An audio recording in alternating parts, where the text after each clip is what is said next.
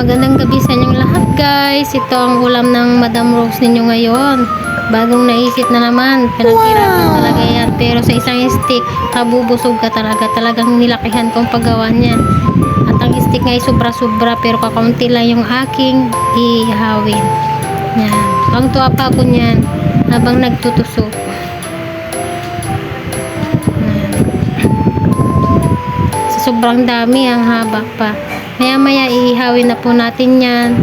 Ayan, may sausawan siya dyan, may pampunas-punas.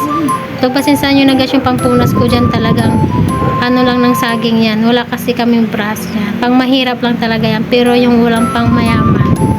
Ayan, thank you guys sa inyong panonood ng aking video. Like and share and subscribe to my channel and follow my FB. Thank you.